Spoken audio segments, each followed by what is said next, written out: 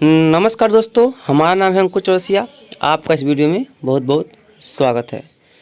आपको पूरा डिटेल में बताएंगे कि किस तरह की मौसमी गतिविधियां अगले 10 दिनों में और अगले 15 दिनों में भारत में, पूरे भारतवर्ष में कैसा इसमें जो स्थिति है बारिश की, वो किस तरह की रहने की संभावना दिखाई पड़ रही है। तो दोस्तों, कल 1 जून था, आज 2 जून है, यानी कि प्री मानसून बारिश ख़त्म हो चुका है और पोस्ट जो मानसूनी बारिश जो है वो उसकी गणना शुरू हो चुकी है। भले मानसून पहुंचा है पूरे देश में या नहीं पहुंचा है, उससे कोई फ़र्क नहीं पड़ता। 1 जून से मानसून की गिनती ही शुरू होती है। हालांकि मानसून मई में ही पहुंच गया, 24 मई के केरल, 24 मई के आसपास। तो इन क्षेत्रों में मानसूनी वर्षा नहीं गिनी गई है, यानी कि इन क्षेत्रों में अगर अब वर्षा नहीं हो तो ये नहीं है कि जो बारिश हो चुकी है उसको मानसूनी वर्षा में गिनी जाएगी, बिल्कुल नहीं। अब कल से जो बारिश हुई होगी और आज जो वर्षा होगी या अगले 30 दिनों में जो वर्षा होगी वो मानसूनी बारिश में गिनी जाएगी पूरी तरह से। दोस्तों, आप लोग, कई लोग कह रहे थे कि जो मानसून है उतना लंबा ब्रेक नहीं लेगा और आप झूठ बोल रहे हैं, ये है वो है, मतलब जो भी है। लेकिन हमने आपसे पहले बताए थे कि 31 मई से ये ब्रेक लेगा, 30 मई से आसपास से, और ये लगभग 10 जून तक जाएगा। हमने आपको बहुत पहले बता चुका था, 24-25 जब मानसून केरल पहुंचा तो उसके बाद ही 26-27 के आसपास ही हम बताने शुरू कर दिए कि मानसून जल्द तो आया है लेकिन ये ब्रेक लेगा। हालांकि ब्रेक लंबा लेगा लेकिन ठीक है, लेकिन सामान्य समय से पहले पहुंच जाएगा हर जगह पे, ऐसा प्रतीत होता है। क्योंकि जब अब आगे बढ़ेगा तो बहुत तेज़ी के फ्लो के साथ आगे बढ़ेगा और कई इलाकों में तेज़ बारिश देने की प्रोबेबिलिटी रखेगा, क्षमता रखेगा मानसून। तो देखिए, ये जो पश्चिमी हवाएं चल रही हैं, ये देखिए मानसून को पूरी तरह से रोक देंगी। हालांकि कुछ इलाकों में मॉइस्चर पहुंचा रही हैं ये, जैसे कि इसीलिए उमस में गर्मी अभी बनी हुई है। जब पूरी पश्चिमी हवाएं चलेंगी तो लू चलेगा वहाँ पर। जब लू चलने लगेगा यहाँ पर, तो जब लू चलने लगेगा तब यहाँ पर मॉइस्चर ख़त्म हो जाएगा और उमस भरी जो गर्मी है उससे राहत मिल जाएगी। और चलेंगे 3 तारीख के आसपास कल देखेंगे, तो कल के दौरान अगर देखा जाए तो देखिए पूरी तरह से पश्चिमी हवाएं हैं कमज़ोर पड़ जाएंगी जो आज चल रही हैं, और उसके बाद धीरे धीरे जो है दोपहर तक और पश्चिमी हवाएं चलना शुरू हो जाएंगी। और 4-5 के आसपास देखेंगे, 6 के आसपास देखेंगे, पूरा तरीके से मानसून जो है कमज़ोर हो जाएगा, पूरी तरह से कमज़ोर हो जाएगा। 7 के आसपास भी पूरी तरह से मानसून कमज़ोर रहेगा। 8 के आसपास पूरी तरह से मानसून कमज़ोर रहेगा। 9 के आसपास इसमें थोड़ा सा सुधार आएगा, लेकिन 10 के आसपास देखेंगे तो कुछ इलाकों में पूर्वी हवाएं चलनी शुरू होंगी 10-11 के आसपास। और 12 तक के आसपास देखेंगे तो एक सिस्टम, हालांकि अभी भी हम आपको बता दें सिस्टम का ट्रैक कभी कहीं पर भी डिपेंडेंट नहीं है, यानी कि ये सिस्टम दिखा रहा है सिस्टम मतलब यहाँ बनेगा और ये यहाँ से यहाँ तक जाने की संभावना है इसकी। और ये दिखा रहा है कि स्ट्रॉन्ग नहीं होगा। देखिए 13 के आसपास, 14 के आसपास, देखिए 15 के आसपास ये दिखा रहा है कि सेंट्रल इंडिया पार करते हुए जो है ये ख़त्म हो जाएगा। और ये जो है उसका देखिए मानसून फ्लो, देखिए उस मानसून बहुत तेज़ी से आगे बढ़ेगा और आगे की तरफ बहुत अच्छा इसका जो है प्रोग्रेस दिखाई पड़ रहा है। लेकिन ये होगा आपका 9-10 तारीख के बाद, यानी कि आज से अभी 1 हफ्ते जो है वो मानसून काफ़ी कमज़ोर स्थिति में रहने की संभावना है। और उसी तरह की वर्षा भी हो रही है, उसी तरह की आपको पता ही है, और उसी तरह का यहाँ पर रेनफॉल की एक्टिविटी भी देखने को मिलेगी। अब बात करेंगे जीएफएस मॉडल्स की, तो जीएफएस में देखेंगे, देखिए यहाँ आज शाम तक जो है पश्चिमी हवाएं चलनी है, दोपहर में भी पश्चिमी हवाएं चलेंगी, पूरी साफ आपको पता चल रहा होगा।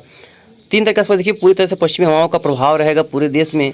और 4 के आसपास भी देखिए पश्चिमी हवाएं और कभी कभी हल्की फुल्की कहीं कहीं पर हल्का फुल्का पूर्वी हवाएं वेस्टर्न डिस्टर्बेंस की वजह से चल सकती हैं। लेकिन देखिए पश्चिमी हवाएं पूरी रहेंगी। और 5-6 तारीख के आसपास जो मानसून है वो पूरी तरह से कमज़ोर होने की संभावना है।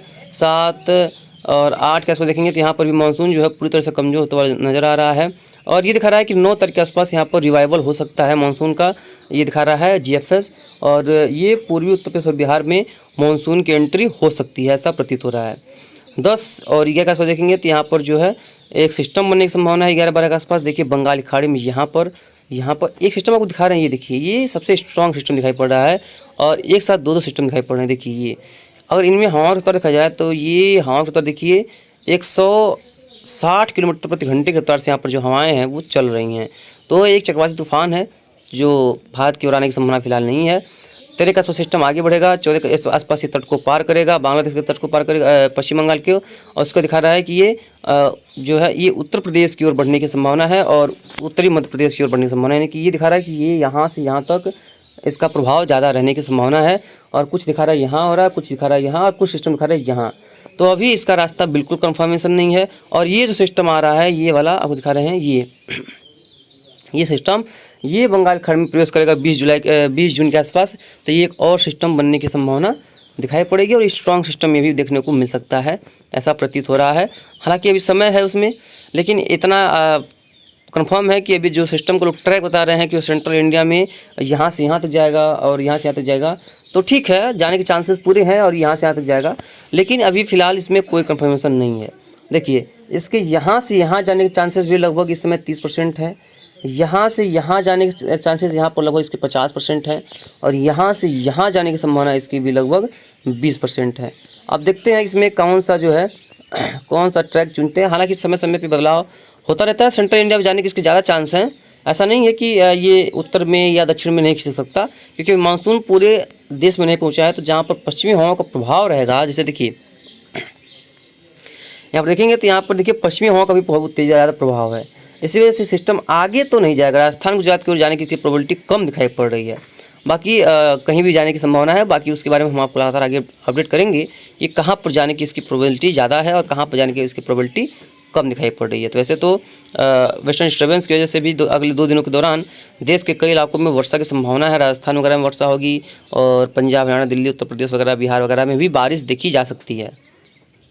बात करेंगे अगर बादलों की, तो देखिए बादल जो है किस तरह से बने हुए हैं। तो अभी देखेंगे ये फिलहाल, तो ये देखिए, ये साउथ में देखेंगे तो कर्नाटका, केरला और आसपास के क्षेत्रों में हल्के फुल्के बादल हैं और बहुत ज़्यादा बादल वगैरह नहीं है। लेकिन ये देख पाएंगे म्यांमार तट और बांग्लादेश के तटों पर बहुत स्ट्रॉन्ग क्लाउड जो हैं यहाँ पर बने हुए हैं। और असम, मेघालय वगैरह और ऊपर पश्चिम बंगाल, सिक्किम के क्षेत्रों में भी काफ़ी स्ट्रॉन्गेस्ट क्लाउड जो हैं, बादल जो हैं वो बने हुए हैं। आपको यहाँ पर दिख रहा होगा, काफ़ी मजबूत बादल जो है यहाँ पर दिखाई पड़ रहे होंगे आपको।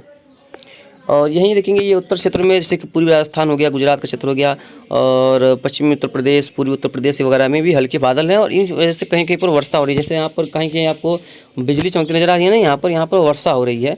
WD का प्रभाव है और कुछ अरबियन सी से मॉइस्चर यानी कि अरबियन सी से कुछ नमी की मात्रा यहाँ पर आ रही है। इसकी वजह से इन क्षेत्रों में कहीं कहीं पर हल्की वर्षा और कहीं कहीं पर गरज के साथ बौछार और आंधी वगैरह आने की संभावना रहेगी। पूर्वोत्तर राज्यों में तो भाई, जैसे कि हमने आपको बताया था पहले, जब तक सिस्टम नहीं बनते यहाँ पर, तब तक यहाँ पर बारिश में कमी लगातार नहीं बनेगी। यानी कि यहाँ पर वर्षा जो है लगातार होती रहेगी। जब यहाँ पर सिस्टम बन जाएंगे तब वहाँ पर हवाओं में थोड़ा सा कमी आता है। जैसे कि बंगाल खाड़ी से नमी वाली जो हवाएं हैं वो यहाँ पर बंद हो जाती हैं, जिसकी वजह से यहाँ पर वर्षा में काफ़ी भारी कमी आती है। उत्तर में देखेंगे तो जम्मू कश्मीर हो गया, हिमाचल प्रदेश का क्षेत्र हो गया, गिलगित बाल्टिस्तान का क्षेत्र हो गया, लेह लद्दाख का क्षेत्र हो गया, उत्तराखंड का क्षेत्र हो गया, यहाँ पर कोई खास बारिश की संभावना फिलहाल नहीं है। और जब वेस्टर्न डिस्टर्बेंस अभी हालांकि आया हुआ है, जिसके यहाँ पर बादल जो जा रहे हैं, तो शाम तक कुछ इलाकों में आंधी पानी के साथ गरज के साथ बौछार संभावित है। बाकी जो भी होगा हम आपको लगातार आगे अपडेट कर देंगे कि कहाँ पर कितनी वर्षा है, कहाँ पर नहीं। सब्सक्राइब करना मत भूलिए, लाइक करना मत भूलिए, शेयर करना भी मत भूलिएगा। धन्यवाद।